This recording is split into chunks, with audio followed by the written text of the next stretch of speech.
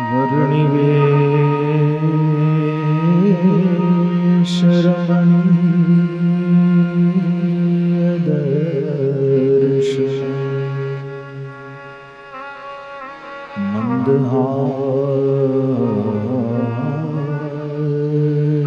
रुचिरा ननाम्बुजम्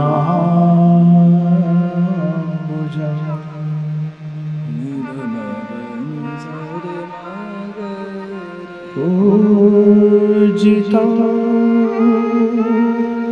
सुरनरोत्तमेदा धर्मनन्दन महा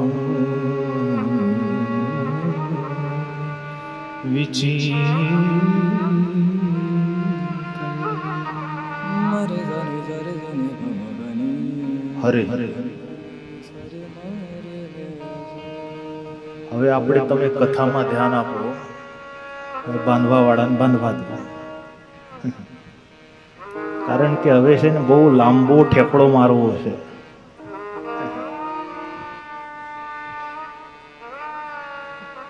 ભાગવતજીની કથા છે ને ખરેખર સમજવા જઈએ તો મહિનો થાય. આપણે હજી ચોથા સ્કંદમાં અટક્યા છે. ચોથામાંથી સીધા 10માં પ્રવેશ કરવો છે.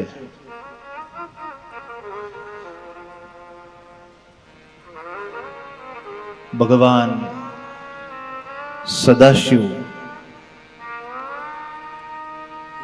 એમને દક્ષને જીવન આપ્યું. આગળ ધ્રુવ કથા દેખાડી છે. બહુ સરસ સરસ કથાઓ છે. મને એમ થાય છે કે હારી કઈ કહું ને કઈ છોડું એવું થાય. એક એક કથા બહુ સમજવા જેવી છે, કારણ ધ્રુવ કથા છે, સમજવા જેવી પુરંજન કથા છે, સમજવા જેવી અજામિલ કથા છે, સમજવા જેવી પ્રહલાદજીની કથા બાકી છે.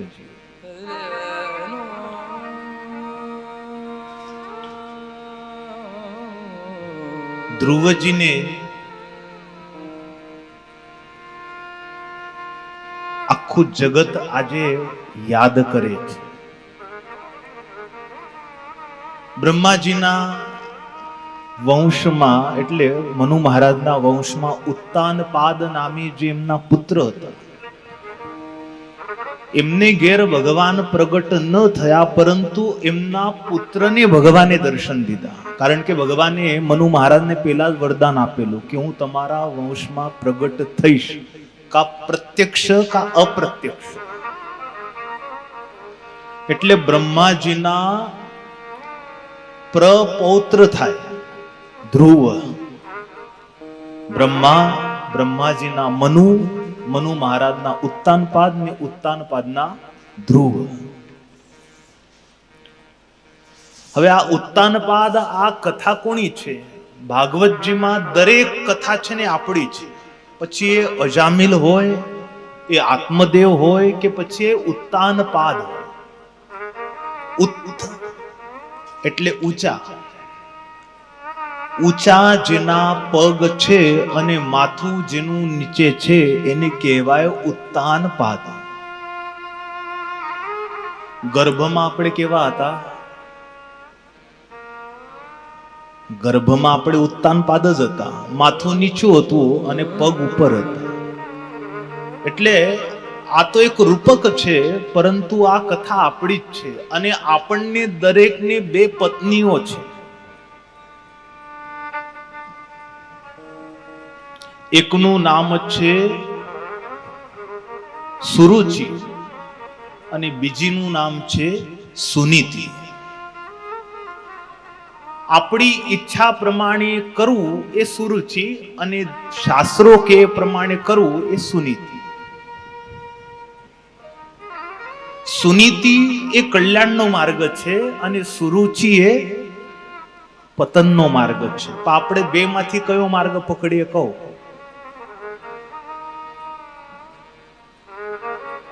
ઉત્તાનપાદને સુરુચિ વાલા शास्त्रों के એને આપણે નજરઅંદાજ કરીએ છીએ, આપણું મન કે એમ આપણે કરીએ છીએ. ભાગ્ય જ્યારે તૂટલા હોય અને પરીક્ષા થતી હોય ને ત્યારે લગભગના જીવનમાં આવો સમય આવે. ઉત્તાનપાદ મહારાજના લગ્ન સુનીતિ સાથે થયા હતા, વર્ષો થઈ ગયા. એમાં અન્ય પુરાણોમાં તપાસ કરતા એવું જોવા મળે છે કે એ વખતે એમના ઉપર શનિ ગ્રહની વક્રી દૃષ્ટિ હતી. શનિ ગ્રહ જ્યારે દૃષ્ટિ નાખે છે ત્યારે ભલભલાનો સારો સંસાર છે ને ઉજળી જાય છે. ઉત્તાનપાદ અને સુનીતિના દાંપત્ય ઉપર શનિદેવની દૃષ્ટિ પડી એટલે વર્ષો થઈ ગયા, એમને સંતાન નહીં. લોકો બધી પછી કેટલીક રાહ જોવે. લગ્ન થયા પછીના બહુ 10 વર્ષ, 20 વર્ષ, 25 વર્ષ, પછી 100 વર્ષનો સમય જાય પછી તો હવે પ્રજાજનો બોલવા લાગ્યા મહારાજ તો બરાબર છે, પણ એમના પછી એમનો વારસદાર આપણો ભાવિ રાજાનો આપણે વિચારવું જોઈએ. એ બધી વાર્તાઓ શરૂ થઈ, લોકાપવાદ ઉઠ્યો. આમ તો કેટલા સમયથી ચાલી જ રહ્યો હતો, પછી વધારે ઉઠ્યો એટલે સુનીતિ માતાને પછી મનમાં લાગી આવ્યું. એટલે એમને એક દિવસે પોતાના સ્વામીને, પતિને વાત કરી કે તમે મારું માનો, તમે બીજા લગ્ન કરી લો. ઉત્તાનપાદ કે છે ના, ભગવાનની ઈચ્છા હશે તો મળે છે દીકરો, બાકી બીજા લગ્ન તમે મારું માનો કે છે. તમે છો પછી આ રાજ્યને વારસદાર તો જોઈશે ને. સુનીતિએ બારોબાર મંત્રી દ્વારા પાત્ર શોધાવ્યું અને એ વખતની એવું કહેવાય છે કે સુંદર સ્ત્રી સુરુચિ હતી, એટલે સુરુચિ જોડે લગ્ન કરાવ્યા. આ એને સામે ચાલીને છે ને પગ ઉપર કુવાડો માર્યો. સવત આવે અને સવત પાછી સુંદર હોય પછી તો બે પત્ની ઉત્તાનપાદ પાસે રે, પેલી સુરુચિ સુંદર. પછી ધીરે ધીરે પ્રારબ્ધને કરવું અને સુનીતિને ત્યાંય દીકરો થયો અને સુરુચિને ત્યાંય દીકરો થયો. બોલો, આટલા વર્ષો થયા, સુનીતિને ન થયો.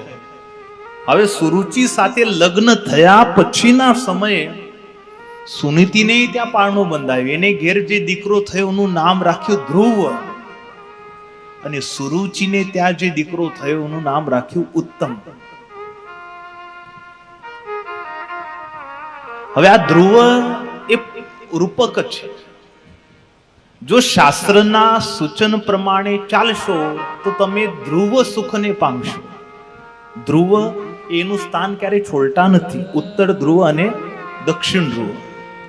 તમારા જીવનમાં સ્થિરતા આવશે જો શાસ્ત્ર પ્રમાણે ચાલશો તો. પેલું સુરુચિ જે છે આપણી રુચિ પ્રમાણેનું આપણને ઉત્તમ લાગે છે કે ના તમે તો કેવો, પણ મને તો આ ગમે છે, એટલે આપણે આપણી ચોઈસને જ આપણે ઉત્તમ કહીએ. એટલે સુરુચિનો જે દીકરો છે એ ઉત્તમ, એ એવા અર્થમાં ઉત્તમ. પછી હવે સુરુચિ ધીરે ધીરે માનીતી થઈ. પછી તો હવે સુરુચિ હતી સુંદર અને પછી સવતને સહન ના કરે એટલે પછી એને મહેલની બહાર સુનીતિને કઢાવી. એક ઘરમાં બે પત્ની હોય એટલે આવું જ થાય. તો સુનીતિ પોતાના મનને સમજાવીને રહેતા. ધીરે ધીરે બે છોકરા મોટા થયા. એક 5 વર્ષની ઉંમર ધ્રુવની. પિતા ઉત્તાનપાદ પાસે ઉત્તમ બેઠેલો. ધ્રુવને એમ થયું કે લાવ ને હું બેહું. બાજુમાં સુરુચિ બેઠી હતી. તો ઉત્તાનપાદને પગે લાગ્યા ધ્રુવ અને ઉત્તાનપાદ આમ બાથમાં લઈને ધ્રુવને બેસાડે, ધ્રુવ બેસવા જાય ત્યાં સુરુચિએ બાવડું પકડીને ધક્કો મારીને ફેંક્યા. ધક્કો મારીને ફેંક્યા ત્યાં સુધી તો બરાબર, પણ પછી એવું બોલ્યા કે આ જગ્યાએ બેસવા માટે તારે વિધાતા ઉપર તપ કરવું પડે, ભગવાનને પાસે પ્રસન્ન કરી વરદાન માંગવું પડે કે મારે સુરુચિ થકી તમે મને જન્મ આપો, પછી તું આ જગ્યાએ બેસી શકીશ. અરે તું તો દાસી પુત્ર છો અને અહીં બેસવાના સપના જુએ છે. સુરુચિના વેણ છે ને ધ્રુવને હૈયે વાગી ગયા. 5 વર્ષના બાળકને મારી માને દાસી કહી. એટલે ધ્રુવ તો પછી રોતા રોતા મા પાસે આવ્યા, સુનીતિને બધી વાત કરી. સુનીતિ સમજી ગયા. એટલે સુનીતિ પણ માનું પાત્ર કેવું હોય સુનીતિ દેખાડે છે. આ જગતમાં છે ને માં જેવું કોઈ પાત્ર નથી. એટલે જ સંતોએ માના બહુ વખાણ કર્યા છે. શાસ્ત્રોએ પણ એક સુરમાં જનની જોડ સખી નહીં જડે રેલો, દેવોને દૂધ એના દોયલારેલો, જગથી જુદેરી જાત જો જનની જોડ સખી નહીં જડે.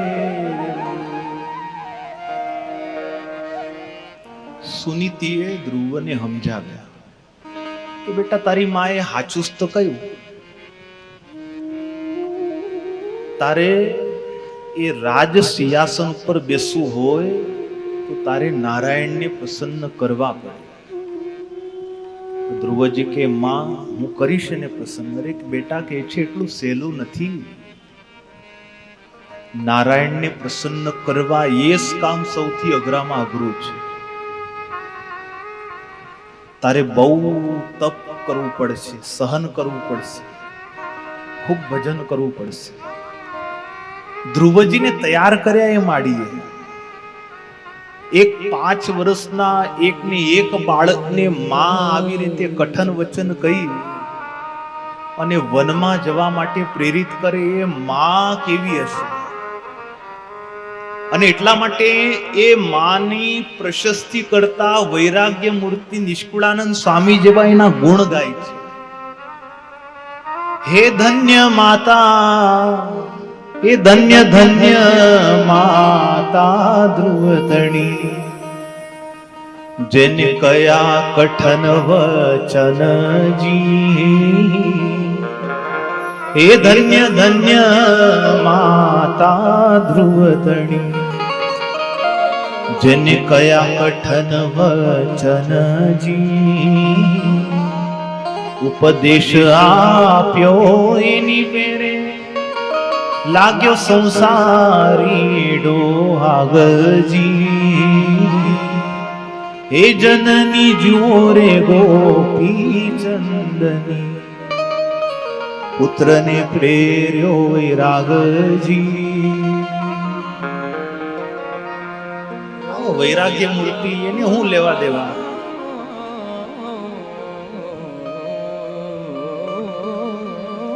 જુઓ, જે ઘરમાં માંસ પાત્ર સંસ્કારી હોય ને એ ઘરના છોકરાઓ ક્યારે પણ માર્ગ ભટકે નહીં.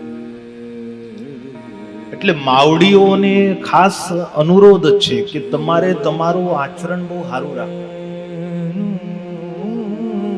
ઘરમાં આપણા જે પુત્રો છે, દીકરાઓ છે, એ આપણું જોઈને શીખતા હોય. સાધુ પાસે તમે મોકલો એને, પણ જીવના હાચા ગુરુ કોઈ હોય તો એ માં છે. 100 ગુરુની ગરજ સારે એને કહેવાય માં. એ સાધુ પાસે ગમે તેટલા ઉપદેશના વચનો સાંભળશે ને, પણ એ મા બાપ જે કરતા હશે ને એવું જ કરશે બાળક. સુનીતિ જેવું પાત્ર એને તૈયાર કર્યો ધ્રુવને. વનમાં મોકલ્યા. ધ્રુવ વનમાં ગયા, એને આમ ચટકી લાગી છે, મારે ભગવાનને મેળવવા છે, ભગવાન મેળવવા છે. ભગવાનને થાય મારો દીકરો નીકળ્યો છે મને મેળવવા. નારદજીને પ્રેરણા કરી, જાઓ તો ખરેખર રસ્તો ભટકી ગયો છે કે ચટકીનો વૈરાગ છે કે ખરેખર મને રાજી કરવાની, તપાસો. એટલે નારદજી આવ્યા. નારદજી પેલા 5 વર્ષનું બાળક કેવું હોય અને ગાગરમાં સાગર ભરવા નીકળ્યો છે. નારદજી કહે છે, બેટા ક્યાં નીકળ્યો?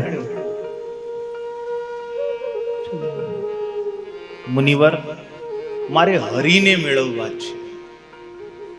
ઓહો, તને ખબર છે હરિ ક્યાં છે?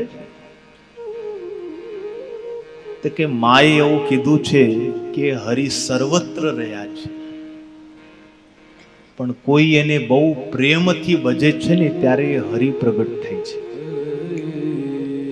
નારદજી કહે છે, બેટા હરિને મેળવવા એટલું સહેલું નથી, બહુ જ ઘોર તપ કરવું પડે. નારદજીએ તપના પ્રકાર દેખાડ્યા. આવી રીતે ઉપવાસી રહેવું પડે, ખૂબ જાપ ભજન કરીશ ત્યારે ભગવાન મળશે. ધ્રુવજી પણ તૈયાર હતા, કે છે ગુરુદેવ મારે ભલે જે કરવું પડે હું કરીશ, પણ ભગવાનને મેળવીને રહીશ. હવે આપ મળ્યા છો બાપ, મારી પર કૃપા કરો ને એ બતાવો કે મને ભગવાન કઈ રીતે મળશે. એટલે નારદજીને થયું, હરું પાત્ર તો યોગ્ય છે, આને ચેલો બનાવવા જેવો છે, આને ખરેખર તરસ છે ભગવાન મેળવવા. એમ સાધુ મળતા નથી, પાત્રતા કેળવવી પડે છે, ત્યારે યોગ્ય સાધુ મળે. ધ્રુવજીની પાત્રતા જોઈ નારદજી બહુ રાજી થયા. દ્વાદશાક્ષર મંત્ર આપે, આ અધિકૃત મંત્ર કહેવાય. નારદજી જેવા આપે ને એ મંત્ર સિદ્ધ થાય, કારણ કે પરમ ભાગવત છે નારદજી. ઓમ નમો ભગવતે વાસુદેવાય. આ મંત્ર એવો છે, પુરાણોમાં એવું દેખાડ્યું છે, સતત 7 દિવસ સુધી 7 ગુણ્યા 24 કરી નાખો, સતત 7 દિવસ સુધી આ દ્વાદશાક્ષર મંત્રની આ કળિયુગમાં પણ જે જપી લે છે ને ભગવાનના ધામ સુધી છે, નિરાવરણ દૃષ્ટિ એની દૂરદર્શન એને દેખાય છે. આકાશમાં કોણ જઈ રહ્યું છે, કોણ આવી રહ્યું છે, એની દૃષ્ટિમાં એટલી દિવ્યતા આવી જાય છે. આ ભાગવત મંત્ર છે. અક્ષરધામાધિપતિ ભગવાનનો 12 અક્ષરનો મંત્ર, એટલે ઓમ નમો ભગવતે વાસુદેવાય. નારદજીએ તપ કેવી રીતે કરવું એ બતાવ્યું, કે બેટા પહેલા મહિનામાં છે ને દર 3 દિવસે ફળ જમજે, પછીના બીજા મહિનામાં 6 દિવસે પાન લેજે, પછી જળ ઉપર રહેજે. 3 દિવસ વધારતા પહેલા મહિનામાં 3 દિવસ પછી જમવું, બીજા મહિનામાં 6 દિવસ પછી, ત્રીજા મહિનામાં 9 દિવસ પછી, ચોથા મહિનામાં 12 દિવસ પછી, પછી 5મા મહિનામાં 15 ને પછી 6માં કઈ જ નહીં લેવાનું. ધ્રુવજી માની ગયા. ગુરુદેવ મને આશીર્વાદ આપો, મારો આ પ્રયાસ સફળ થાય. નારદજીને બહુ આનંદ થયો કે ચેલો આવો હોવો જોઈએ. માથે હાથ મૂક્યા, બેટા જા, ભગવાન તને મળશે. રસ્તો બતાવ્યો જમુના પાસે મધુવનમાં, ત્યાં જઈને બેસજે. ભગવાન રાજી થાય ને ભાઈ, સાચા સદગુરુ રાજી થાય ને એટલે દૈત્ય હોય ને એ પણ સહાયક બને. જે મધુવનમાં ચકલું ફરકે નહીં, એનું કારણ હતું કે મધુવનમાં મધુ નામનો દૈત્ય રહેતો હતો, એના ત્રાસથી ચકલાઈ આવે નહીં એ મધુવનમાં. યો નરભક્ષી દૈત્ય હતો. અને ત્યાં આ ધ્રુવ છે જઈને તપ કરવા બેહી ગયા. મધુ દૈત્ય જોયું પહેલી વખત, બસ ભગવાનના અને સાધુના આશીર્વાદ જેને માથે હોય, દૈત્ય પ્રકૃતિ વાળો પેલો મધુ ધ્રુવજીને જોતો જ રહ્યો. હા હા હા, કેવું કુમળું બાળક છે, વૃક્ષ નીચે બેઠું છે, એનું ભજન કરી રહ્યું છે. એને ગુણ આવ્યો ધ્રુવ. ધ્રુવ પાસે જઈને બેઠો, રાહ જોઈ, આ આંખ ઉઘાડશે ત્યાં સુધી હું આની પાસે બેસીશ. પછી ધ્રુવજીએ 3 દિવસ પછી નેત્ર ખોલ્યા ને એટલે ત્યારે પેલા મધુ દૈત્યને જોયો. એટલે ધ્રુવને સેજ બીક લાગી. તો પેલો મધુ દૈત્ય કે ગભરાશો નહીં, આ તમે શું કરતા હતા? આ બધું આંખ મીચીને આ શું બોલતા હતા? ધ્રુવજી કે મારે તો ભગવાનને મેળવવા છે અને હું તપસ્યામાં બેઠો છું અને આ દ્વાદશાક્ષર મંત્રને હું જપી રહ્યો છું. આ જપશો એટલે તમને ભગવાન મળશે. તો કે હા, મને પાક્કી ખાતરી છે. અગર હું જપીશ તો મને મળશે, તો કેમ નહીં મળશે? તમને મળશે. તો તમારો મંત્ર મને કહો ને. તો ધ્રુવજીએ મધુ દૈત્યને તે મંત્ર આપ્યો. આ અધિકૃત કહેવાય. નારદજીએ ધ્રુવને આપ્યો, ધ્રુવજી થકી ત્યારે એ મંત્ર સફળ થયો. અને દેવતાઓ બધું આ જોઈને અતિ આશ્ચર્ય પામ્યા કે જુઓ કે છે જે મધુ દૈત્યની પ્રકૃતિ નરબક્ષી હતી, પાવા ભગતના કારણે એના સહવાસમાં ગયો ને એ તે દ્વાદશાક્ષર મંત્રની જપવા લાગ્યો. ઓમ નમો ભગવતે વાસ. પછી તો 2 જણાએ આરાધના શરૂ કરી. પહેલા મહિનામાં 3 દિવસે જમી, બીજો મહિનો શરૂ થયો 6 દિવસે એકવાર પાન જમી, ત્રીજા મહિને પાન પણ છોડી દીધા, એક વખત પાણી લેવું 9 દિવસે.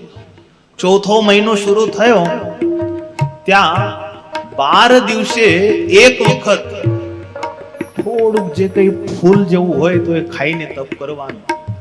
5મા મહિને 15 દિવસે એક વખત આંખ ખુલે છે અને માત્ર વાયુ ઉપર રહ્યા. અને 6ઠા મહિનામાં તો વાયુનો પણ ત્યાગ કરી દીધો. એવું ભજન કર્યું કે એમના તપથી આ સૃષ્ટિનું સંતુલન ખોરવાયું. પૃથ્વી ડગમગવા લાગી, દેવતાઓના સિંહાસન બધા હલવા લાગ્યા, આમ તેમ થવા લાગ્યા. એક ભક્તની તપશ્ચર્યાનું ફળ જુઓ. દેવતાઓના આસન ડોલવા લાગ્યા, દેવતાઓ ભયભીત થયા. પ્રલય આવ્યો કે શું? બ્રહ્માજી પાસે ગયા. બ્રહ્માજી કહે છે ભાઈ આ તો ભક્ત અને ભગવાનનો મામલો છે. આ ધ્રુવ તપશ્ચર્યા કરી રહ્યો છે, ચાલો આપણે સૌ ભગવાનનું આવાહન કરીએ. વર્ષો સુધી દેવતાએ ભગવાનની સ્તુતિ કરી, ભગવાન પ્રગટ થયા. દેવતાએ કહ્યું પ્રલય જેવી સ્થિતિ આવી છે, પ્રભુ ઉગારો. ભગવાન કહે છે પ્રલય નહીં આવે, મારો ભક્ત મારી તપસ્યા કરી રહ્યો છે. તો પ્રભુ આપ એને દર્શન આપવા જશો કે નહીં? અને ભગવાન ત્યારે દેવતાઓને કહે છે કે હું મારા ભક્તને દર્શન આપીશ. એમ કરીને અદૃશ્ય થતા હતા ત્યાં વળી પાછા દેવતાઓને કહે છે દર્શન આપવા નહીં, હું મારા ભક્તના દર્શન કરવા જઈશ. આવું ભગવાન દેવતાઓને બોલ્યા. ભગવાન રાજી થયા. ધ્રુવજીને અંતરમાં ભગવાનની મૂર્તિ દેખાવા લાગી. 6 મહિના થયા પછી તો પરીક્ષા પણ ચરમ સીમાએ હતી. શરીર ઉપરનું માંસ જે કઈ હતું એ બધું સુકાઈ ગયું.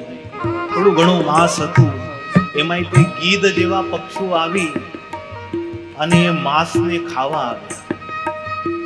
ધ્રુવજી એ ગીધ વગેરે પક્ષીઓને જોઈને કહે છે કૌવા ચૂન ચૂન ખાઈયો માંસ, સબતન ખાઈ.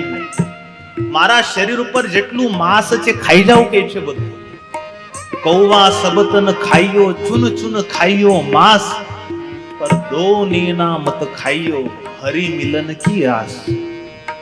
મારા નેત્રની બાપ તમે વળતા આ આંખે કરીને હજી હરિને જોવાના છો. દેવતાઓ પણ એ ધ્રુવની આ તપસ્યાને જોઈ ગદગદ થયા. 6 મહિના પૂરા થવાની આરે છે. ભગવાનને પણ થાય કે હવે બહુ કર્યું, મારા ભક્તે બહુ સહન કર્યું, બહુ મારી આરાધના કરી આની, હવે આને દર્શન આપવાનો સમય થયો છે. અને ધ્રુવજીની સાથે સાથે દેવતાઓ પણ ધંધે લાગી ગયા કે હવે તમે આને જલ્દી દર્શન આપો. આપણે જ્યારે ભક્તિ ભગવાનને રાજી કરવાના ભાવથી કરીએ ને તો અનાયાસે બીજા પણ આપણી ભક્તિ સફળ થાય એના માટે જોડાઈ જાય છે. ધ્રુવજીએ દેવતાઓને કહ્યું નહીં કે તમે મારા માટે પ્રાર્થના કરો, પણ સંજોગો એવા ઉભા થયા કે ધ્રુવજીની ભક્તિને કારણે એમનું સંતુલન ખોરવાયું. એટલે એમને એમ થયું કે હવે જલ્દી ભગવાન જેટલા જાય એટલું આજે અવ્યવસ્થા સંતુલન થઈ રહ્યું છે એ દૂર થશે. એટલે દેવતાઓ પણ ભગવાનને પૂનવવા લાગ્યા. દર્શન દ્યો ઘનશ્યામનાથ મોરી અખિયા પ્યાસી રે.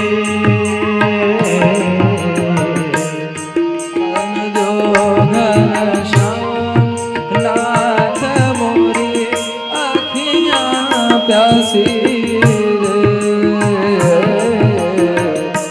मन मंदिर की ज्योत जगा दो, मंदिर की ज्योत जगा दो. मन मंदिर की ज्योत जगा दो, मंदिर की ज्योत जगा दो. घट घट वासी रे. दर्शन दो घनश्यामनाथ मोरी अखियाँ प्यासी रे. दर्शन दो घनश्यामनाथ मोरी अखियाँ प्यासी रे. मंदिर मंदिर मूरत तेरी फिर भी न देखे सूरत तेरी. मंदिर मंदिर मूरत तेरी फिर भी न देखे सूरत तेरी. हे मंदिर मंदिर मूरत तेरी फिर भी न देखे सूरत तेरी. मंदिर मंदिर मूरत तेरी फिर भी न देखे सूरत तेरी. हे आई मिलन की योग भी तेरा, आई मिलन की योग भी तेरा है मिलन ओ की. योग भी तेरा, आई मिलन की. योग भी तेरा है मिलन की. पूर्णमासी रे. दर्शन दो घनश्यामनाथ मोरी अखियाँ प्यासी रे. दर्शन दो घनश्यामनाथ मोरी अखियाँ प्यासी रे. आए द्वार दया का जब तू खोले, पंचम सुर में गंगा बोले. द्वार दया का जब तू खोले पंचम सुर में मूंगा बोले. द्वार दया का जब तू खोले, पंचम सुर में गंगा बोले. द्वार दया का जब तू खोले पंचम सुर में मूंगा बोले. अंधारे के लंगड़ा चल अंधारे लंगड़ा चल ओ अंधारे के लंगड़ा चल अंधारे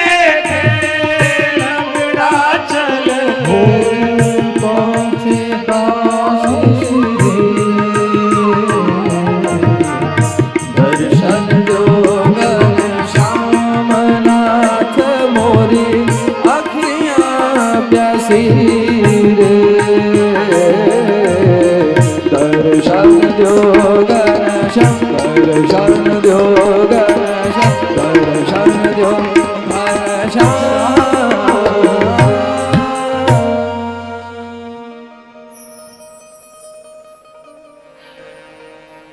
હું એની રાહ જોતો હતો. અમુક લોકો સમજી ગયા, આ હાથ થોડા ભેગા કરવા, વગાડતો 2 મિનિટ. આવું સરસ વગાડે, તમે જુઓ આ ટબ્બલજી. તમને એમ નહીં થતું કે 2 તાળી પાડવી જોઈએ આપણે એમના માટે?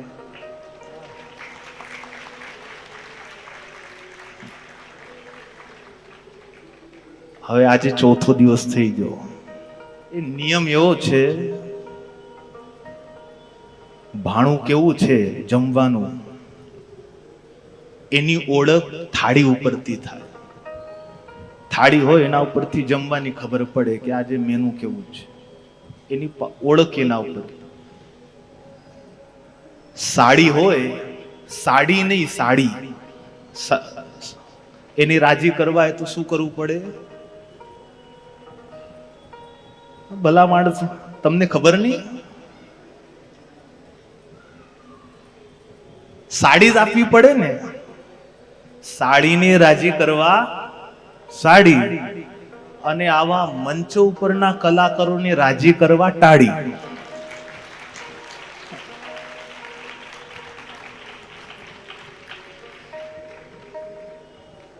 ધ્રુવજીએ કઠોર તપશ્ચર્યા કરી. 6 મહિને ભગવાન પ્રગટ થયા, દર્શન દીધા. ધ્રુવજીએ ગદગદ થઈને ભગવાનની પ્રાર્થના કરવા માટે મુખ હોઠ આમ લબલબ લબલબ કરી રહ્યા, સાષ્ટાંગ દંડવત. પેલો દંડ પડે ને એની માફક પડી ગયા. શરીરમાં બળ હતું નહીં, ચરણમાં આડોટ્યા. ઠાકોરજી ઉભા કર્યા ભગવાન. પછી ઉભા કરીને ભગવાન આમ હાથ માથે ખભે રાખીને ધ્રુવજીને જોઈ રહ્યા છે. આવા મોટા ભગવાન પ્રગટ થયા હરિ રૂપમાં, શંખ ચક્ર ગદા પદ્મ. આજે મેં ગાગરમાં સાગર ભરી દીધો. ભગવાન મારા માટે થઈને પ્રગટ થઈ ગયા. ધ્રુવજીને થાય આવા મોટા ભગવાનની મુનિજનો સ્તુતિ કરે છે. હું બાળક છું, આ ભગવાન પ્રગટ થયા પણ મને શબ્દો જળતા નથી. 5 વર્ષના બાળકને હું ધ્યાન હોય. ભગવાને જાણ્યું કે આને મારી સ્તુતિ કરવી છે. શંખ હતો, ઓડાડ્યો ગાલે. અને ભગવાને જવો ધ્રુવજીના ગાલને પોતાનો શંખ અડાડ્યો. વેદ વેદાંતની વિદ્યા ધ્રુવજીના હૃદયમાં મૂકી દીધી. સુંદર સ્તુતિ કરી છે. હે પ્રભુ, મારા અંતરમાં ને બહાર તમે વસ્યા છો, તમે જ છો. સર્વભૂતોમાં નિવાસ કરનારા હે હરિ, તમને હું વંદન કરું છું. ભગવાન કહે છે, ધ્રુવ માગ, હું તારી ઉપર રાજી થા. બસ પ્રભુ, મારે કાંઈ ના જોઈએ. આપના દર્શન થઈ ગયા બાપ. મારી જે બધી કામના હતી ને એ પૂરી થઈ ગઈ. ભગવાન કહે છે, તે કામનાથી જ મારી તપશ્ચર્યા કરેલી, એટલે તારે માગવું તો પડશે. અને કદાચ તું ન માગીશ તો હું આપીશ. મારી પ્રસન્નતા માટે પણ માગ. ભગવાન જ્યારે આવું બોલ્યા, પણ ધ્રુવજી કઈ બોલ્યા ને એટલે છેલ્લે ભગવાન કહે છે કે આમ તો તે મારી તપસ્યા ગાદી માટે જ કરી હતી, રાજગાદી. એનાથી તારી ઉપેક્ષા થયેલી, માટે જા, હું તને વરદાન આપું છું. 36,000 વર્ષ સુધી રાજ્ય કરજે. ભગવાને પણ કહી દીધું કે તું રાજ્ય કરીશ ત્યારે તારા ભાઈ ઉત્તમનું યક્ષ સાથે યુદ્ધ થશે અને એમાં તારા ભાઈનું મૃત્યુ થશે. આટલું રાજ્ય ભોગવીને પછી તું મારા પદને પામી લઈશ. આવા વરદાન ભગવાને ધ્રુવજીને આપ્યા. હવે ધ્રુવજીને ભગવાને કહ્યું કે 36,000 વર્ષનું રાજ્ય અને ડાયરેક્ટ રાજ્ય આપી દીધું, એટલે એક દિવસનો પણ વિલંબ ન કર્યો. 5 વર્ષના ધ્રુવ હતા ને ભગવાને સીધાજીને 24 વર્ષના કરી દીધા. ધ્રુવજી ઘેર આવ્યા. ઘેર જતા જ અભિષેક થઈ શકે એટલી ઉંમરની એવું શરીર ધ્રુવજીનું થઈ ગયું. ઉત્તાનપાદે અભિષેક કરી દીધો, ધ્રુવજીને રાજા બનાવી દીધા. કેટલાક વર્ષો પછી યક્ષોની સાથે ઉત્તમની લડાઈ થઈ, એમાં ઉત્તમ મર્યો. ધ્રુવજીને ક્રોધ ચડ્યો, યક્ષોને મારવા લાગ્યા. એટલે પછી દેવતાએ મધ્યસ્થી કરી ધ્રુવને સમજાયા કે ભાઈ તમે આને છોડી મૂકો યક્ષોને. તમારા ભાઈની આવરદાસ પૂરી થઈ ગઈ હતી, એમાં યક્ષોનો વાક નથી, એ તો નિમિત્ત છે. આ જગતમાં કોઈ કોઈને મારતું નથી, હવને હવના કર્મ જ મારે છે. દેવતાઓએ ધ્રુવને સમજાવ્યા કે તમને ભગવાને પણ કહ્યું હતું, એટલે ધ્રુવને યાદ આવી ગયું. પછી તો ધ્રુવજીને પસ્તાવો પણ થયો કે અરે આવા મોટા ભગવાન મારી સામે પ્રગટ થયા અને મેં એમની પાસેથી આ માગી લીધું. એ ભગવાન આપીને તરત છૂટા થઈ ગયા મારી પાસેથી. ધ્રુવજીના અંતકાળે ભગવાનના પાર્ષદ એમને લેવા આવ્યા. દિવ્ય વિમાનમાં ધ્રુવજીને બેસાડ્યા. ધ્રુવજીને લઈ જતા હતા ત્યાં ધ્રુવજીને દિવ્ય વિમાનમાં બેઠા બેઠા પોતાના માતાનું સ્મરણ થઈ આવ્યું. નેત્ર સજળ થયા. આજે આ દિવ્ય વિમાનમાં બેસી ભગવત ધામની પ્રત્યે હું જઈ રહ્યો છું. આ સ્થિતિને મને પહોંચાડનાર કોઈ હોય તો મારી માં છે. મારી માએ મારી ઉપર આ ઉપકાર કર્યા અને મને આવી રીતે તપ કરવા માટે પ્રેરિત કર્યા. આપણે ત્યાં સંતો આવ્યા છે, તાળીઓનું ગડગડાટ કરીએ.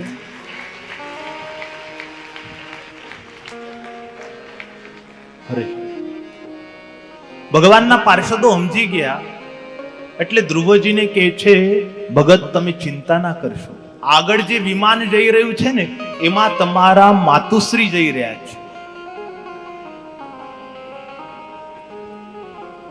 ખરો જે ભગવાનનો ભક્ત હોય ને, નરસૈયા સ્વામી કહે છે કુળ 71 તાર્યા રે, એના 71 કુળ તરે જ. એક હાચો ભગવાનનો ભક્ત બને એનાથી સર્વ 71 કુળના એટલે પેઢીના ઉદ્ધોર થઈ જાય છે. માનું કુળ, પિતાનું કુળ, માતામહનું કુળ, પિતામહનું કુળ, એ રીતે 72 પેઢી તરી જાય છે. પંચમ સ્કંદમાં ઋષભદેવ અને જળ ભરતજીનું આખ્યાન બતાવ્યું છે. ભરતજીની કથાને મહારાજે ચમત્કારી આખ્યાન કીધું છે. જન્મ મરણને કરાવનાર વાસના છે. પંચમ સ્કંદની કથાને જળ ભરતજીના ચરિત્રને સમજતા એટલું સમજાય છે કે દયા કે પરોપકાર કરવો જરૂર કરવો જોઈએ. મહારાજ પોતે કહે છે ભાવ્યમ દિનેશુ વત્સલે, અમારા આશ્રિતોએ દીનજનો પ્રત્યે દયાવાન નથી, પણ એટલી હદે દયા ન કરવી જોઈએ કે ઉપકાર કર્યા પછી આપણને એમ મનાય કે હવે આના મારા વગર આનું કોણ. એ બંધનકારી છે. ભરતજીને મૃગ બાળકમાં આસક્તિ થઈ.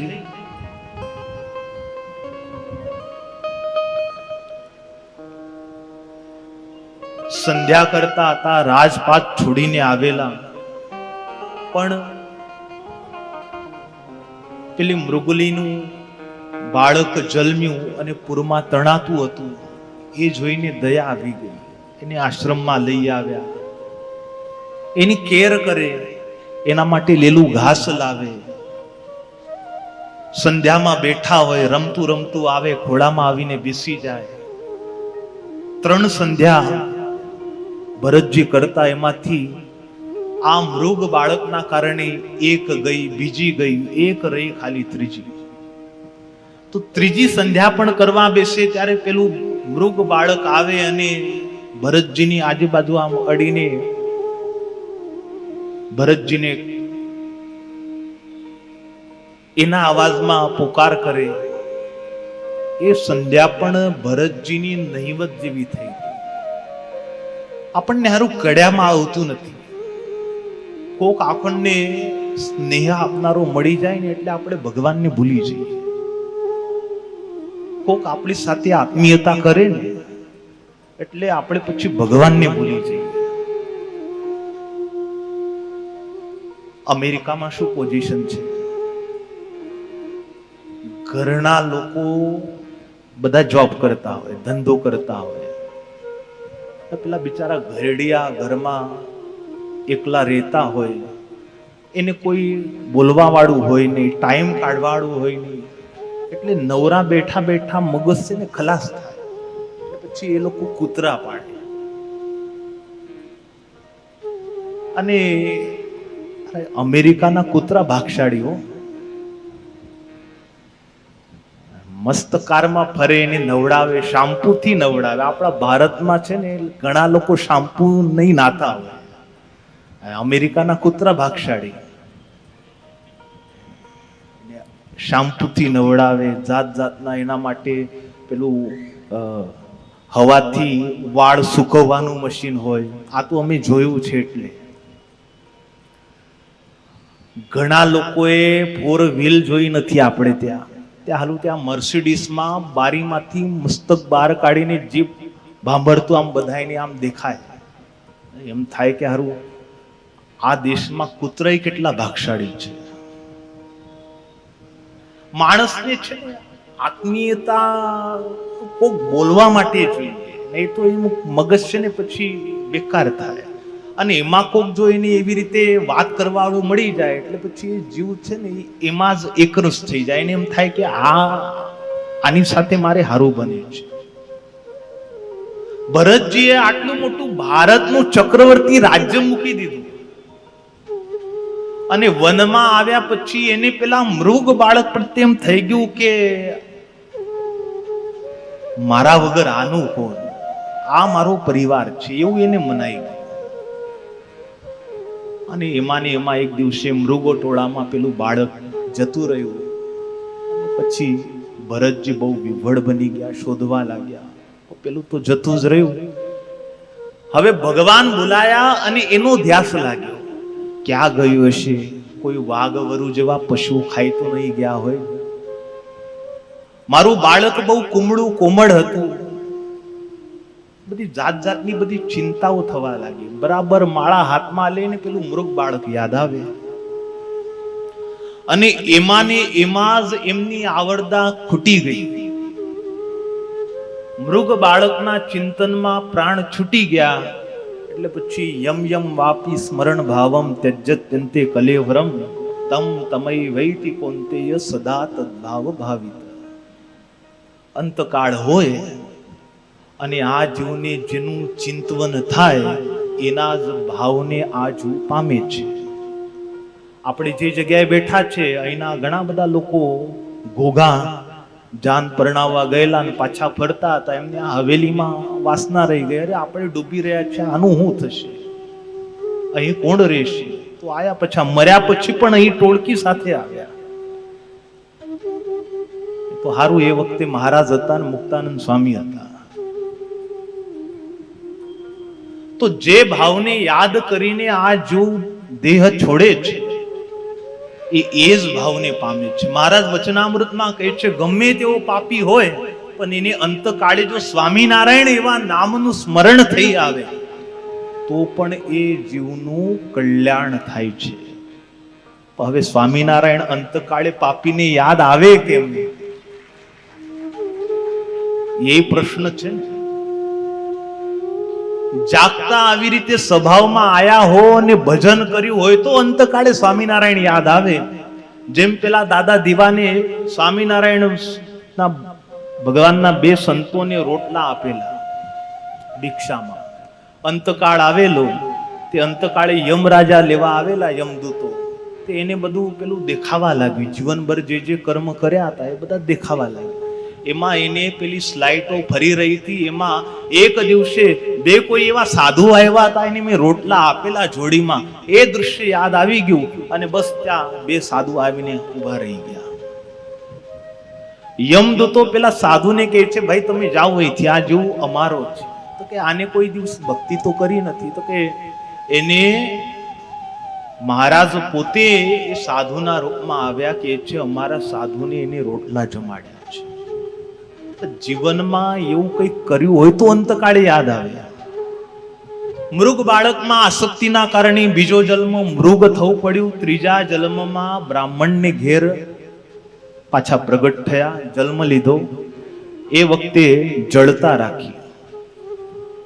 હવે કે છે હવે જળ બનીને કામ કરવું છે.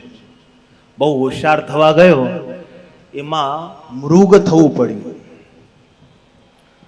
એટલે નાનપણથી જેવી જડતા લીધી,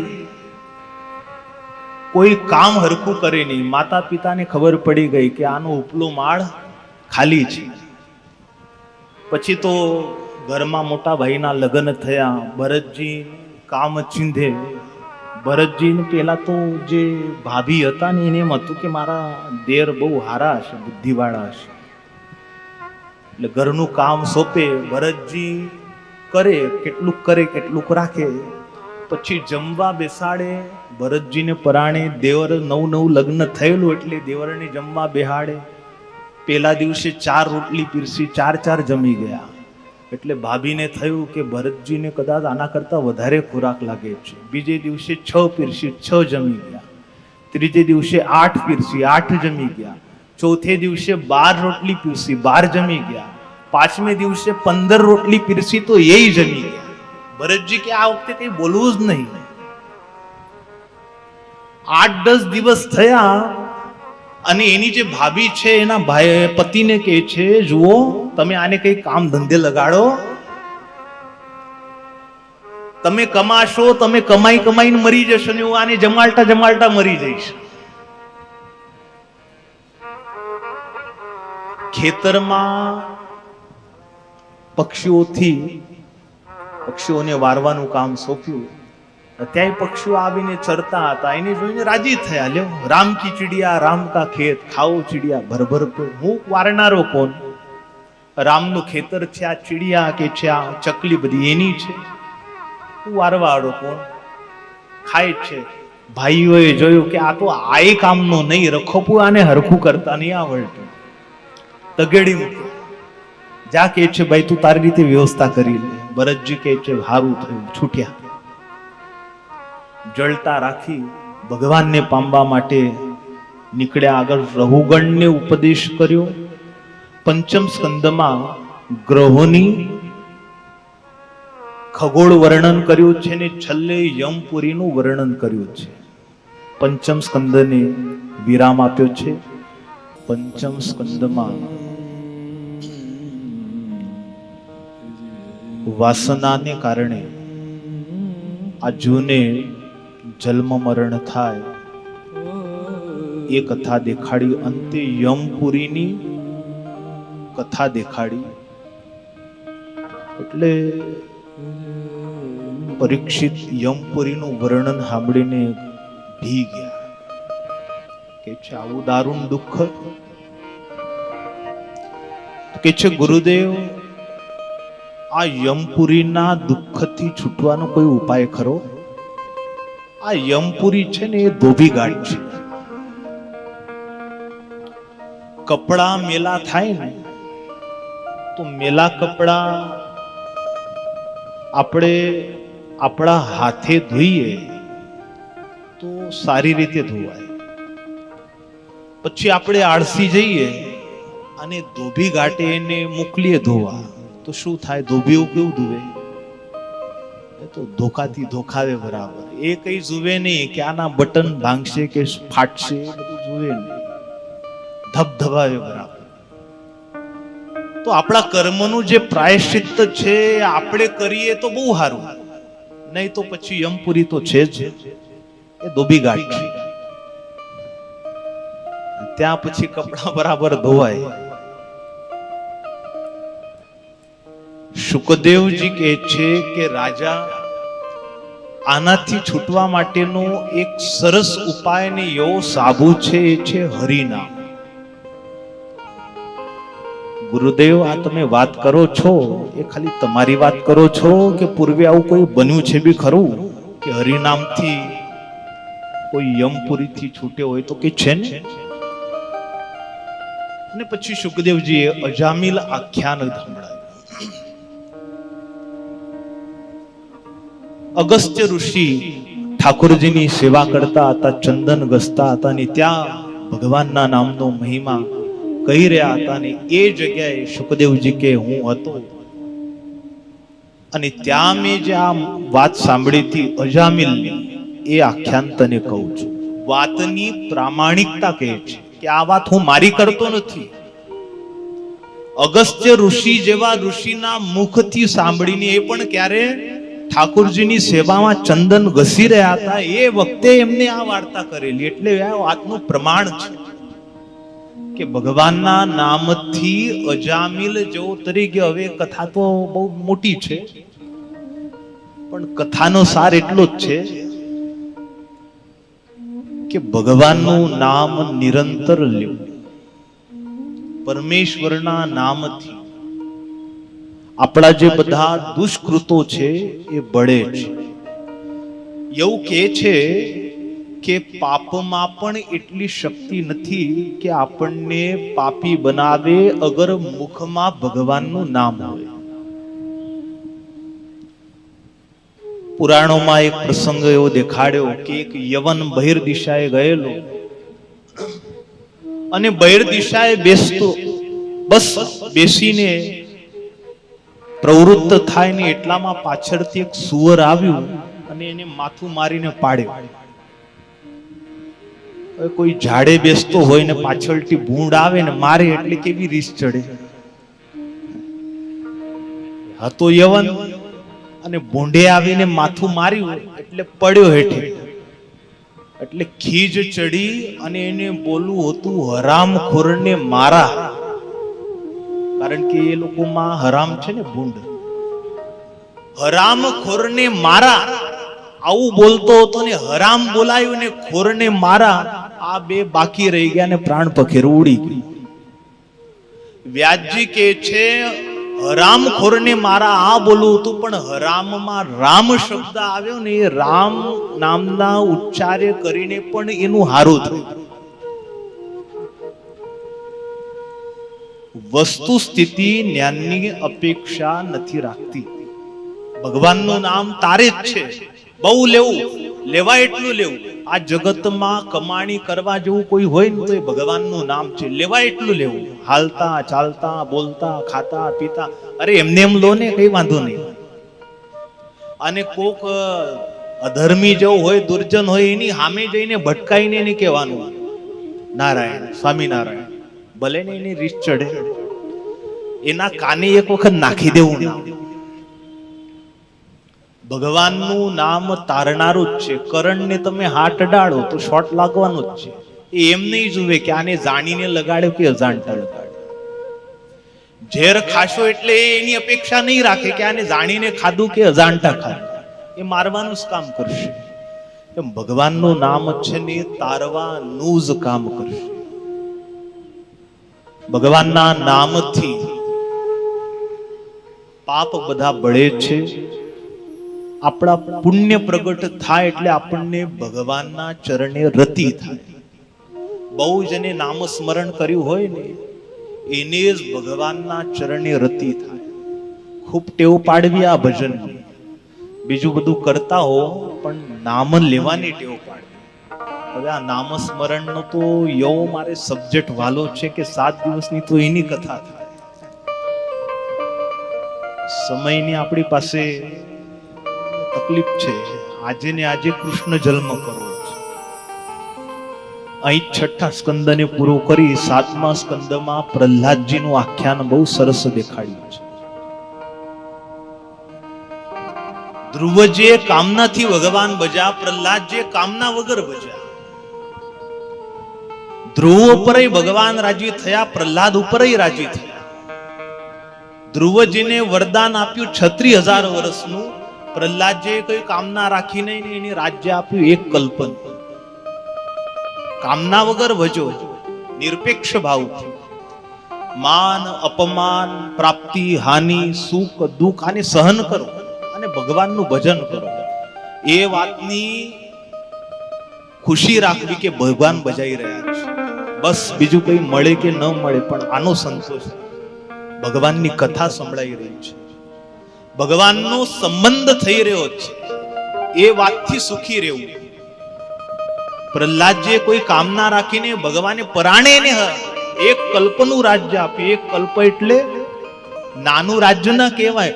1000 સતયુગ, 1000 ત્રેતા, 1000 દ્વાપર ની 1000 કડી જાય ને ત્યારે કલ્પ થાય. આટલું મોટું રાજ્ય આપ્યું. અને તો એ પ્રહલાદજી માનતા ન હતા કે ના, મારે તો આ ન જોઈએ, કારણ કે આ ગાદી એવી છે ને, આના ઉપર બેસતા જ મારા પિતાની બુદ્ધિ બગડી. ભગવાન નરસિંહ એની આગળ નમ્ર થઈ ગયા, પોતાના ભક્ત આગળ. એ આખ્યાન બહુ સરસ છે. પોતાના ભક્તને લાડ લડાવતા નરસિંહ કહે છે, બેટા અગર તને એવું હોય કે આ ગાદીએ બેસવાથી બુદ્ધિ બગડે છે તો લાવ, આ ગાદીને હું ચોખ્ખી કરી દઉં. ભગવાન હિરણ્યકશિપુનું જે રાજ સિંહાસન હતું ને, રાજગાદી, એના ઉપર ભગવાન પ્રહલાદજીને ખોળામાં લઈને બેઠા. કે છે હવે હું આ ગાદી ઉપર બેઠો ને એટલે આ ગાદી હવે તારી બુદ્ધિ નહીં ફેરવે. અને તે દિવસથી રાજગાદીને એક નવો શબ્દનો પ્રયોગ થયો, સિંહાસન. સિંહ ભગવાન બેઠા એટલે નામ પડ્યું સિંહાસન. અદ્ભુત પ્રહલાદ આખ્યાન છે. ગજેન્દ્ર મોક્ષની સ્તુતિ કથા, ભગવાનના પરત્વનો નિર્ણય કરાવનાર કથા છે. સૃષ્ટિમાં શ્રેષ્ઠ તત્વ કોણ છે, ઉપાસનીય તત્વ કોણ છે, એ ગજેન્દ્ર મોક્ષની કથા દેખાડે છે. 8મા સ્કંદ સુધીની આવી સુંદર કથાઓ છે, પણ હવે સમયના અભાવે અહીં જ આ સ્કંદોની વિરામ આપી 9મા સ્કંદમાં પ્રભુ રામચંદ્રજીના વંશનું વર્ણન કર્યું છે. હમણાં 15 મિનિટમાં આપણે પહોંચી જવું છે.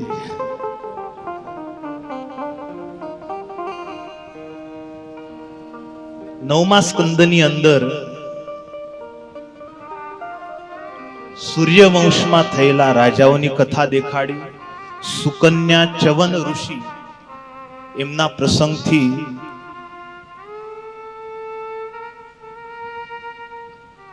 એક કથા દેખાડી. અને પછી ચંદ્રવંશમાં જે રાજાઓ થયા એની કથા કહેવા તત્પર થયા. હવે 9મા સ્કંદને પૂર્ણ કરીને 10મા સ્કંદમાં સુખદેવજી મહારાજ ચંદ્રવંશમાં ભગવાન શ્રી કૃષ્ણ બલરામ પ્રગટ થયા. ચંદ્રવંશનું વર્ણન કરીને બહુ આગળ વધી ગયા. એટલે પરીક્ષિત મહારાજે હાથ જોડ્યા, કે છે ગુરુદેવ, આ તો તમે આપણા જેવું જ કર્યું. એમને મારે તો ખરેખર કૃષ્ણ કથા સાંભળવી છે. મારા દાદાઓની જેમને રક્ષા કરી એ ભગવાનના મને ચરિત્ર વિસ્તારથી કહો. મારે કૃષ્ણ કથા તમે વિસ્તારથી કહો. ભગવાન ચંદ્રવંશમાં પ્રગટ થયા એ તો તમે બહુ જલ્દી કરી દીધી. એ કથા મને વિસ્તારથી કહો. પ્રારંભમાં કેટલાક પ્રશ્ન કર્યા છે કે દેવકીના ગર્ભ સાથે બલરામજીનો સંબંધ કઈ રીતે થયો. બલરામ તો રોહિણીના પુત્ર છે, તો એક બાળકને 2 સગીમાં કઈ રીતે હોય? રોહિણી અને દેવકી એક સગીમાં કઈ રીતે હોય? ત્રીજો પ્રશ્ન કર્યો, કૃષ્ણ પિતાનું ઘર છોડીને ગયા, વ્રજમાં કેમ ગયા? અને રાતોરાત એને જન્મ લીધા પછી ટોપલામાં બેસીને કેમ ભાગવું પડ્યું? ચોથો પ્રશ્ન કર્યો, વ્રજમાં ભગવાને જે લીલાઓ કરી એ સંભળાવો. પાંચમી વિનંતી કરી, એ સમજાવો પોતાના મામા કંસને કેમ મારી. છઠ્ઠી વિનંતી કરી, એ મથુરામાં લીલાઓ કઈ કઈ કરી. સાતમો પ્રશ્ન કર્યો, મનુષ્ય દેહ ધારણ કરી ભગવાન કેટલા વર્ષ રહ્યા. અને આઠમી વિનંતી કરી, દ્વારકામાં કેટલું રહ્યા અને કેટલી પત્નીઓ કરી. ટૂંકમાં બધી જ કૃષ્ણ કથા આવરી લીધી. શુકદેવજીએ પરીક્ષિતની કથામાં રતિ જોઈને બહુ રાજી થયા. ચોથા દિવસનો પ્રસંગ હતો. શુકદેવજી મહારાજ પરીક્ષિત સામો જોઈને કહે છે કે રાજન, આજે 4 દિવસ તું એક સરખો બેઠો છો. તારે કઈ ફળ ફૂલ ફરાર કરવો હોય તો મારી કથાને થોબાવું છું. ઊભો થઈને જળપાન કરીએ. બાજુમાં ગંગા વહી રહી છે. અને ત્યારે પરીક્ષિતે હાથ જોડ્યા, કે છે ગુરુદેવ, આપના મુખથી જે કથારૂપી અમૃત વહી રહ્યું છે, બસ હવે એ જ પાવો મને હવે બીજું કાંઈ પાન કરવાની ઈચ્છા નથી. કૃષ્ણ કથા કહો. શુકદેવજી બહુ રાજી થયા. કથામાં આવી રતિ જોઈ એટલે પછી હવે ભગવાન કૃષ્ણના પ્રાગટ્યની કથાનો પ્રારંભ કર્યો. મથુરામાં કંસનું શાસન હતું. કંસને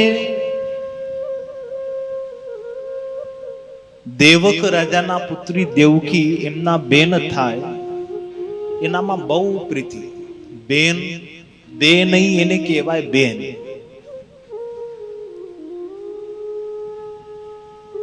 કંસને એમ થયું કે મારી બેન માટે યોગ્ય મૂર્તિઓ કોણ હશે.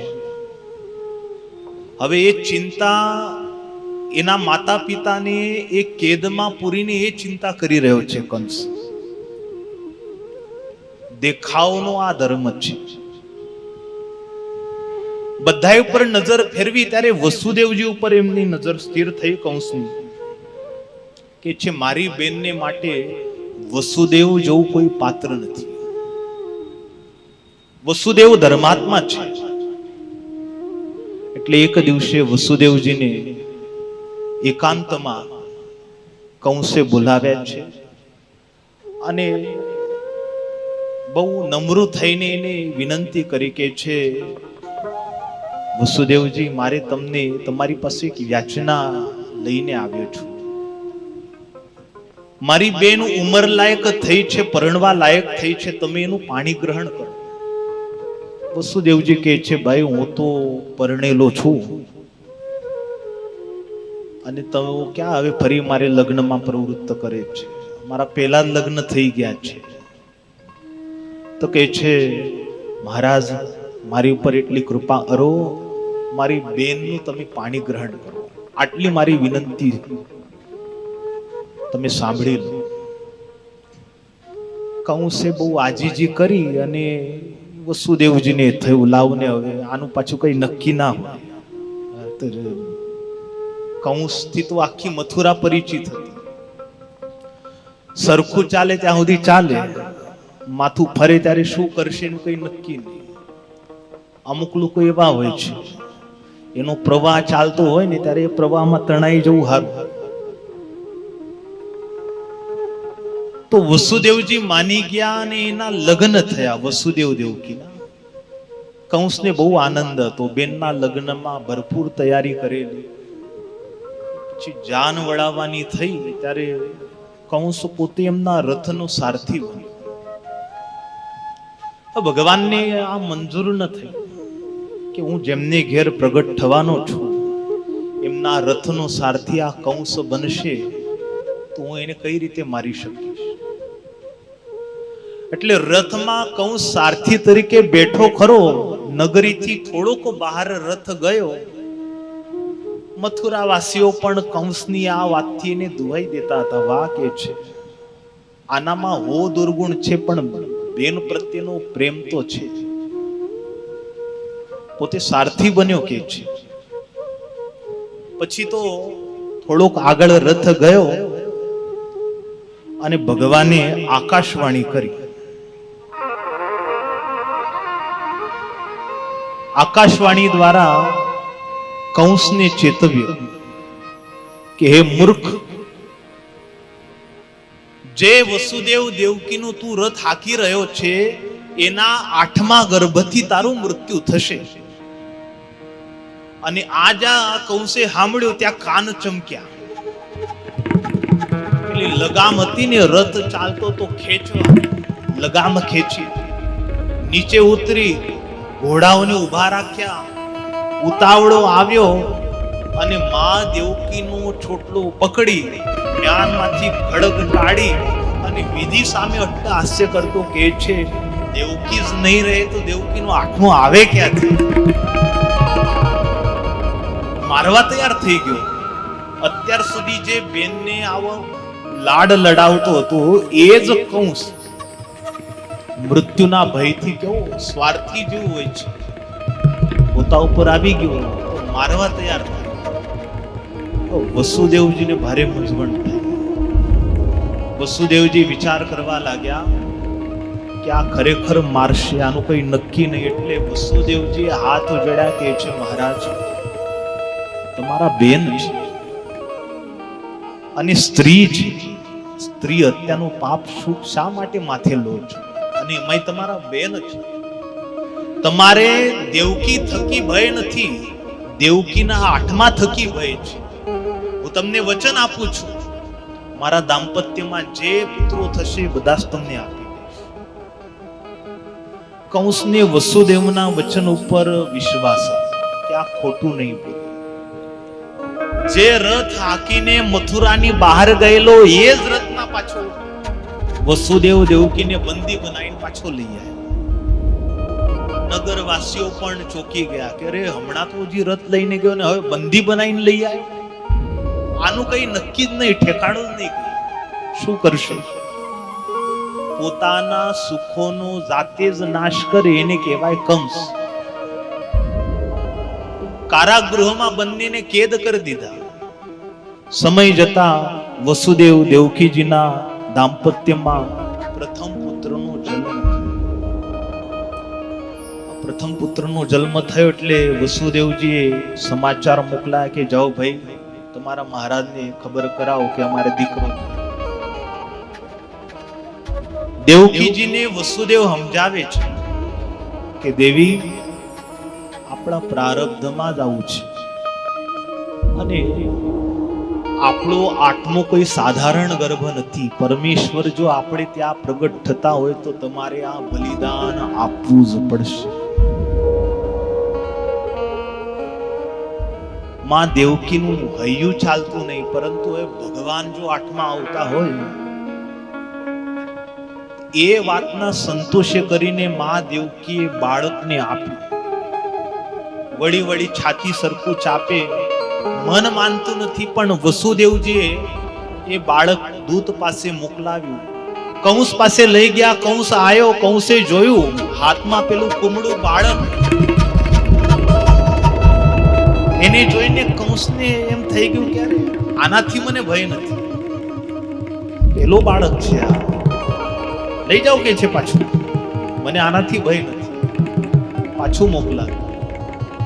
વસુદેવજીને પાછું આપ્યું. વસુદેવજીને એમ થાય કે આનો કોઈ ભરોસો નહીં.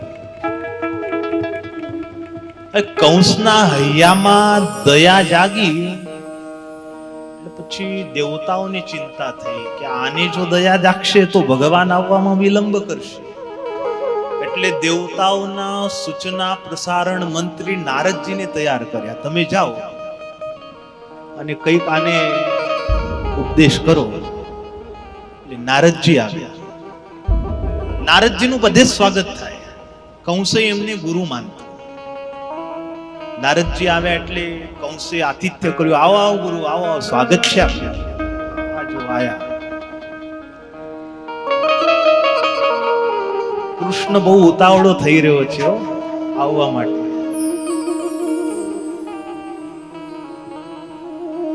નારદજી કહે છે કંસ કેમ છે, તારે બધું કુશળ મંગળ તો છે ને? કંસ કહે છે ગુરુ તમારા આશીર્વાદથી લીલા લેર છે કે છે, બધે સુખ સુખડા છે. નારદજી પછી બોલ્યા ધૂળ કુશળ મંગળ છે કે છે? અરે તારે માથે મોટ આટા મારતી હોય એવું દેખાઈ રહ્યું છે મને.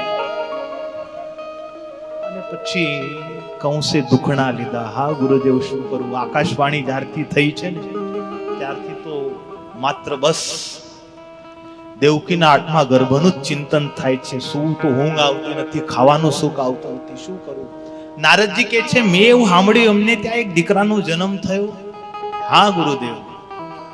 તો પછી એ બાળક તો કે મેં તો પાછું આપી દીધું. તારા જેવો મૂર્ખ કોણ હોય? અરે દેવકીના આઠમાંથી તારું મૃત્યુ છે, પણ વિધાતાએ એ કયો આઠમો? પેલાથી આઠમો, છેલ્લાથી આઠમો, બીજાથી આઠમો? કંસનું માથું ચકરાયું. એ તો સ્પષ્ટતા થઈ જ નહીં.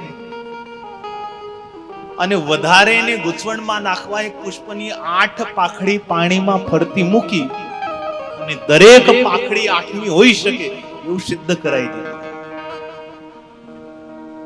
નારદજી આવું કર્યું એટલે કંસે પછી નારદજી સામું જોઈને કે ગુરુદેવ હવે તમે કહો મારે શું કરવું? કંસ કે છે હું કે તારા પાપમાં પડો. નારદજી કે ભાઈ મારું તો કામ હતું તને સાવધાન કરવાનું, પછી તો હવે તારી ઈચ્છા, તું સ્વતંત્ર છો, તું મારો શિષ્ય છો, એ નાતે મારે તને સતર્ક કરવો હતો. નારદજી હાથ ખંખેરીને જતા રહ્યા. કંસ સાબદા થયો કે છે અરે વાત તો ગુરુની સાચી છે, 8મો કીધો પણ કયો 8મો? એટલે વળી પાછો દોડતો ગયો અને કારાગૃહમાં જે બાળકને લઈ માં દેવકીજી વાલ કરી રહ્યા, હિંચકી લીધું એમના હાથમાંથી અને એમની સામે ગોળ ગોળ ફેરવી દીવારે પછાડી અને બાળકનું મોત કર્યું. માં દેવકીજી ખૂબ રડ્યા. કોઈ બાળકને મારે તો આવી રીતે એની માની સામે મારે એટલે માને કેવું દુઃખ થાય, કેવો આઘાત લાગ્યો. આજે માં દેવકીને ધન્યવાદ આપવા ઘટે કે જગ કલ્યાણ માટે એની મમતા એને ન્યુછાવર કરી દીધી. આ એનો ત્યાગ છે. એના ત્યાગના કારણે ભગવાન એ રીતે 8મા બનીને આવ્યા. એ રીતે 6 બાળકો કંસે આવી રીતે માર્યા. પછી તો એ ભગવાનને થયું કે આનો ઘડો હવે ભરાઈ ગયો. અમુક લોકોના ઘડા હોય છે, પછી ઘડા ઉપર ભરાય એટલે પછી ડ્રમ મૂકે, પછી ડ્રમ ભરાવાનો તો હોય જ. કંસનો ઘડો ભરાયો પછી ભગવાન તૈયાર થયા કે હવે ભાઈ હવે સમય આવી ગયો. આના જે દાણા પાણી હતા એ હવે પૂરા થવાયા છે. એટલે ભગવાને શેષને બોલાવ્યા, માયાને બોલાવ્યા. શેષને કહ્યું કે મોટા ભાઈ શેષ, તમે ગયા જ અવતારમાં છે ને મારા નાના બનીને તમે મારી ખૂબ સેવા કરી હતી. તમે ગઈ વખતે મારી પાસે વરદાન માંગ્યું હતું કે હવે પછી જો તમે મારી સાથે અવતાર લેશો, કાં તો મારે અવતાર લેવાનું થાય તો તમારા મોટા બંધુ મને બનાવજો. એટલે હવે તમારે સમય આવી ગયો છે કે તમે મારા અગ્રજ થાઓ, માં દેવકીના ઉદરમાં તમે પ્રસ્થાપિત થઈ જાઓ. અને માયાને પણ ભગવાને કહ્યું કે હે યોગ માયા, તારા વગર તો ભૂમંડળ ઉપર હું કંઈ પણ કરવા અસમર્થ છું. ભગવાન જે કંઈ કરે છે યોગ માયાને આધારે જ કરે છે. લીલા ચરિત્ર હોય કે જે હોય, ઇવન રાસ જે ભગવાન રચે છે એ પણ યોગ માયાથી જ રચાય છે. ભગવાનની શક્તિ છે. યોગ માયાને કહે છે તારે મારું એક કામ કરવાનું છે, મારું આટલું કામ તું કરીશ તો જગતમાં અંબા, જગદંબા, ભગવતી, અંબિકા જેવા નામથી તું ખ્યાતિ પામીશ. લોકો તને પૂછશે. યોગ માયાએ કહ્યું સ્વામી આજ્ઞા કરો. ભગવાન બોલ્યા કે તારે માં યશોદા થકી એમના ઉદરમાં તારે સ્થિર થવાનું અને માં દેવકીના ઉદરમાં રહેલો જે ગર્ભ છે તારી શક્તિથી તારે વસુદેવજીના બીજા પત્ની રોહિણી એમના ગર્ભમાં સ્થાપન કરવાનું. અને યશોદા માતાને ગર્ભમાં જ્યારે હું દેવકી માતાના ગર્ભમાં 8મો આવીશ ત્યારે હું વ્રજમાં જઈશ અને તું યશોદા માતા થકી પુત્રી બનીને તું પાછી મથુરામાં આવીશ. તારી શક્તિથી તું આ બધું કરજે. યોગ માયા ભગવાનને જે કરવું હતું એ સમજી ગઈ કે ભગવાન 8મા આવવાના છે. બલરામજીને મારી શક્તિથી રોહિણી માતાના ગર્ભમાં સ્થાપવાના છે અને મારે પોતે પણ પુત્રી બનીને યશોદા માતા થકી આવવાનું છે. સમય જતા સંકર્ષણ કહેતા શેષ છે મા દેવકીને 7મો ગર્ભ રહ્યો, તેજસ્વી બન્યા, સ્વયં દાઉ હતા શેષ. કંસને થયું કે આ કોઈ દિવ્ય પુરુષ લાગે છે, કારણ કે આ વખતે તેજ વધારે છે. સૈનિકોએ કહ્યું ખબરદાર પેરો બરાબર ભરજો. પછી યોગ માયાએ દેવકી માતાના ગર્ભથી દાઉ મહારાજને ઉપાડીને રોહિણી માતાના ગર્ભમાં સ્થાપન કર્યા. આ બાજુ સૈનિકોએ કંસને એવી ખબર કરાવી કે છે મહારાજ બહુ ભય અને ચિંતાના કારણે આ 7મા ગર્ભનો પ્રસવ થયો છે. અને આ બાજુ ગોકુળમાં રોહિણી માતા થકી દાઉ મહારાજ આ લોકમાં પ્રગટ થયા. બોલો દાઉ મહારાજ કી. હવે ભગવાન પોતે તૈયાર થયા. કંસ કે છે હવે જે આવશે 8મો છે, ધ્યાન રાખજો. અને પછી તો દેવતાઓએ પણ ભગવાનને પ્રાર્થના કરી, એટલે ભગવાન મા દેવકીના ઉદરમાં સ્થિત થયા. મા દેવકીનું તેજ ખૂબ વધ્યું, પેરો સખત કર્યો. 2 હતા ત્યાં 4 થયા, 4 સૈનિકો હતા ત્યાં 8 થયા, 8 ને ત્યાં 16 થયા. કંસ કે માખી ના જેવી જોઈએ એવો સખત પેરો ભરજો. દિવસો વીતવા લાગ્યા. 1 મહિનો, 2 મહિના, 3 મહિના, બરાબર 9મો માસ આવ્યો. મા દેવકીને ગર્ભમાં 9 મહિના થયા અને શ્રાવણ માસ છે. શ્રાવણ મહિનાનો શુક્લ પક્ષ વીત્યો અને વદ કેતા કૃષ્ણ પક્ષનો પ્રારંભ થયો. પડવો, બીજ, ત્રીજ, ચોથ, પાંચમ, છઠ, સાતમ ને આઠમ આવી છે. આઠમના દિવસે સવારથી જ વાતાવરણ દિવ્ય બન્યું છે. દિવસભર તો વરસાદ વરસ્યો, ઝરમર ઝરમર ઝરમર ખૂબ વરસાદ વરસ્યો. સૂર્ય નારાયણે ઘોડા અસ્તાચલ તરફ વાળ્યા. ધીરે ધીરે ધીરે ધીરે નિશાનો પ્રારંભ થયો. સદભક્તોને શુકન થવા લાગ્યા. પુરુષોના જમણા અંગ ફરકવા લાગ્યા, માતાઓના ડાબા અંગ ફરકવા લાગ્યા. જે અસુરો હતા એમને અપશુકન થવા લાગ્યા. 3 પ્રકારનો વાયુ વાહવા લાગ્યો, મંદ, સુગંધી અને શીતલ. ભગવાન જ્યારે પ્રગટ થાય ત્યારે 3 પ્રકારનો વાયુ આવે. યજ્ઞમાં આપોઆપ યજ્ઞમાં અગ્નિ પ્રજ્વલિત, સાધુઓના મન પ્રસન્ન થયા.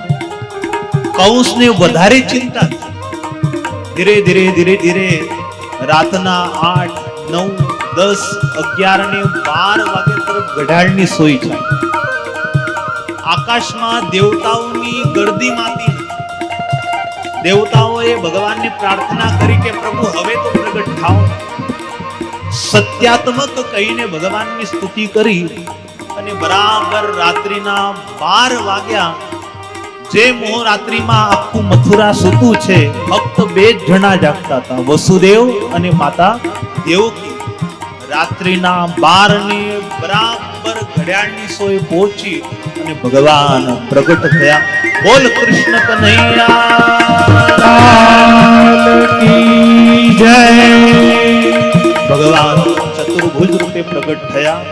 વસુદેવજીને કહ્યું કે તમારે મને ગોકુળમાં લઈ જવાનો છે અને ગોકુળમાં યશોદા મૈયાને ઘેર મને મૂકી આવજો અને એમને ઘેર જે દીકરી આવી છે એને તમે લેતા આવજો. આવું ભગવાને કહ્યું. પછી તો દેવકી માતાએ પ્રાર્થના કરી કે પ્રભુ આ તમારું આ રૂપ તમે અંતર ધ્યાન કરો અને તમારા બાળ રૂપે મને દર્શન કરો. માં દેવકીની પ્રાર્થનાથી પ્રભુ રાજી થયા અને માં દેવકીએ આમ ખોળામાં જોયું તો સુંદર મેઘ સમાન શ્યામ વર્ણવાળા બાલકૃષ્ણના દર્શન થયા. બોલ બાલકૃષ્ણ ભગવાન કી જય. હવે આવો શેષ કથા આપણે ગતાંકથી કાલે જોઈશું. નંદ મહોત્સવ જે વ્રજમાં થયો એ મહોત્સવ તરફ ચાલી. આજે તો મેં જઈને ભગત છે એટલે આવો તાળીઓ ગડગડાટ સાથે નંદ મહોત્સવ. એ નંદ ઘેરા નંદ ભયો જય કનૈયા લાલ કી. નંદ ઘેરા નંદ ભયો જય કનૈયા લાલ કી. નંદ ઘેરા નંદ कन्हैया लाल की नंद घेरा नंद भयो जय कन्हैया लाल की यशोदा को लाल भयो जय कन्हैया लाल की यशोदा को लाल भयो जय कन्हैया लाल की यशोदा को लाल भयो जय कन्हैया लाल की यशोदा को लाल भयो जय कन्हैया लाल की हे नंद घरिया नंद भयो जय कन्हैया लाल की ऐ नंद घेरा नंद भयो जय कन्हैया लाल की हे नंद घेरा नंद भयो जय कन्हैया लाल की हे यशोदा को लाल भयो जय कन्हैया लाल की हे गली गली धूम मची जय बोलो गोपाल की ऐ गली गली धूम मची जय बोलो नंद लाल की हे नंद घरिया नंद भयो जय कन्हैया लाल की ऐ जी नंद घेरा नंद हे भयो हालो लाल की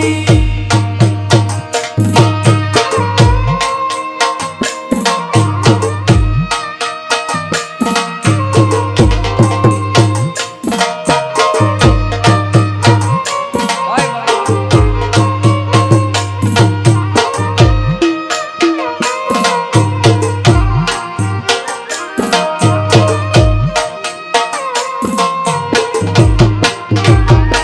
गौआ चरने आयो जय बोलो गोपाल की गौआ चराने आयो जय बोलो गोपाल की गौआ चराने आयो जय बोलो गोपाल की गौआ चराने आयो जय बोलो गोपाल की हे भक्तन के काज आयो जय बोलो गोपाल की हरि भक्तन के काज आयो जय बोलो गोपाल की हे संतन के काज आयो जय बोलो गोपाल की संतन के काज आयो जय बोलो गोपाल की हे नंद घरिया नंद भयो जय बोलो गोपाल की नंद घेरा नंद भयो जय बोलो गोपाल की हे हाथी दियो घोड़ा दियो जय बोलो गोपाल की हे हाथी दियो घोड़ा दियो जय बोलो गोपाल हे यशोदा को लाल भयो जय कन्हैया लाल की नंद कन्हैया नंद भयो जय बोलो गोपाल की हे नंद घरिया नंद भयो जय बोलो गोपाल की। है जी नंद घेरा नंद भयो जय बोलो गोपाल की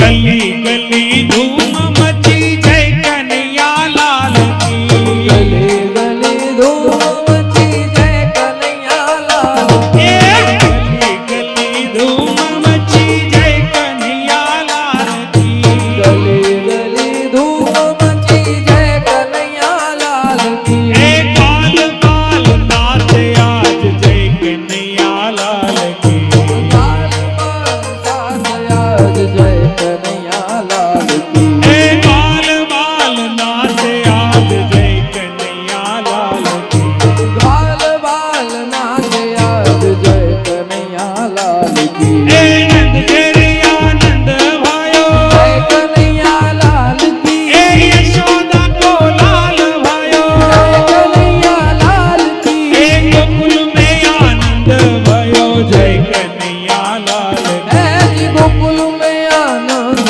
भयो जय कन्हैया लाल वाले खेलैया वाले वाले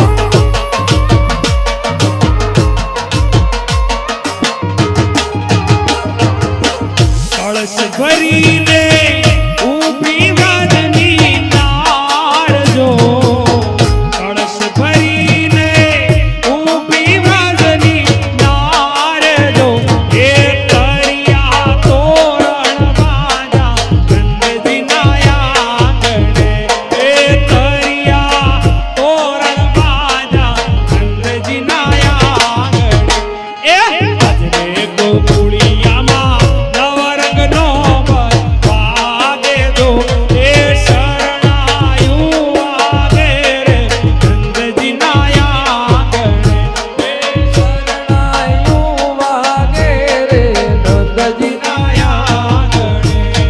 જય હો જય હો જય હો.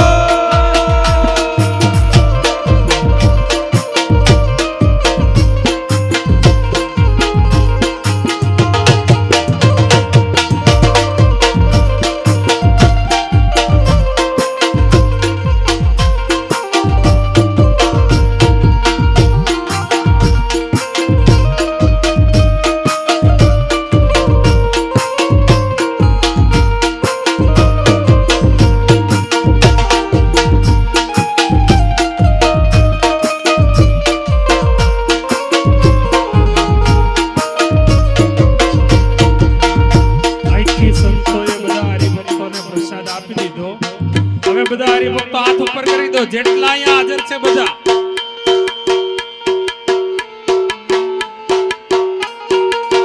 ગોવિંદા આલા રે